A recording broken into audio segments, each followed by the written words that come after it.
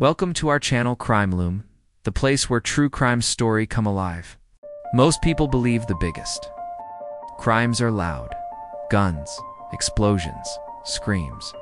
But some of the most daring robberies in history happened in complete silence. No shots were fired. No one was hurt. And yet millions were gone by morning. In 1911, a Wells Fargo Depot, trusted by an entire town, was quietly robbed while everyone slept. No alarms, no witnesses, no clear suspects. When the sun rose, the money was gone, and the criminals had vanished without a trace. This is the story of how a powerful company was outsmarted, how careful planning defeated security, and how one silent night became a mystery that was never truly solved. In the early years of the 20th century, Wells Fargo was not just a business. It was a promise. Across America, people trusted the company with their savings, their wages, and their future. In small towns and growing cities, a Wells Fargo depot meant safety. Money passed through its doors every day, carried by trains that connected the country. No one imagined that one quiet depot would become the scene of a crime that challenged this trust forever. The depot involved in the robbery looked ordinary. It was built close to the railway, simple and practical. During the day, workers handled packages, paperwork, and cash deliveries. Guards followed familiar routines. At night, the building rested under darkness, watched only lightly, because nothing bad had ever happened there before. That sense of safety created a dangerous weakness. The men who planned the robbery understood something most people ignored.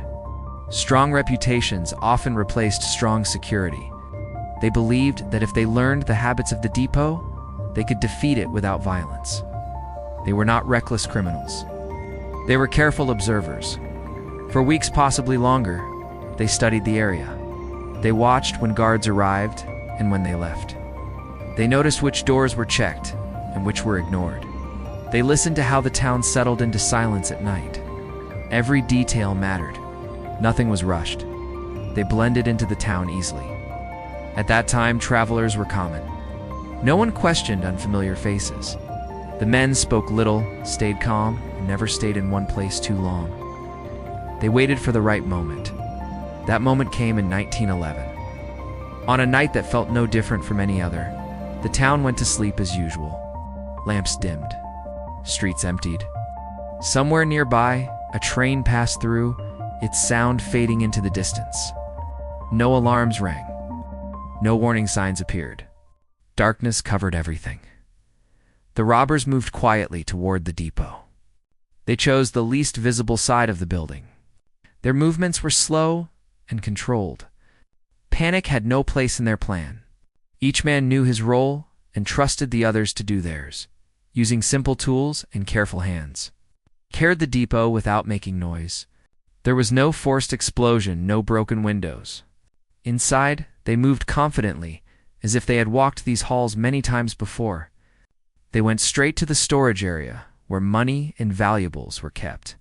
The strong box represented the town's trust. Inside it were cash payments, business funds, and valuables meant to move across the country. To the robbers, it was the final step. They worked patiently, opening it without rushing. The silence of the building remained unbroken. They took what they could carry and nothing more. There was no celebration, no excitement.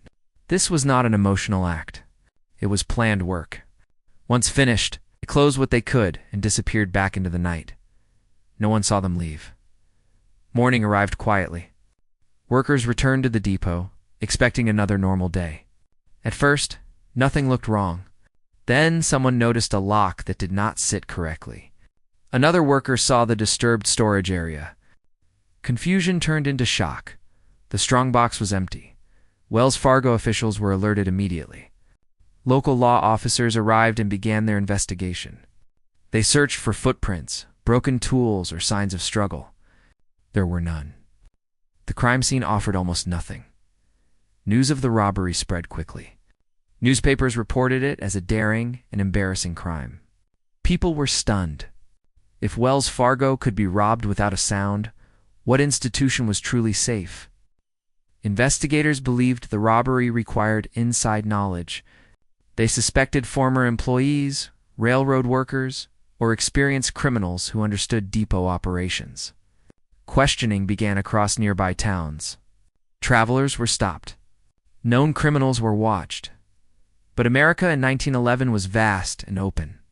Without fingerprints, cameras, or fast communication, tracking suspects was slow and uncertain.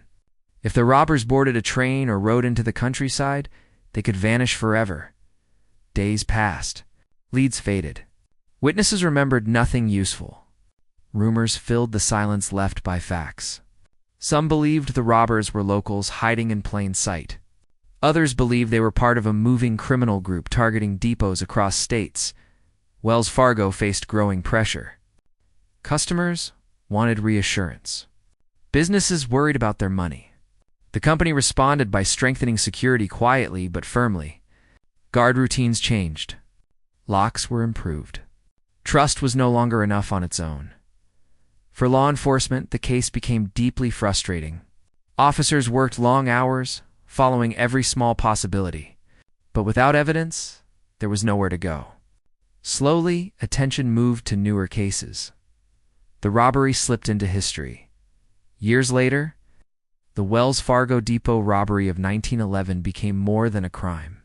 It became a story, a reminder of a time when planning could defeat power and silence could be more effective than violence. No one was hurt. No shots were fired. Yet the impact was lasting.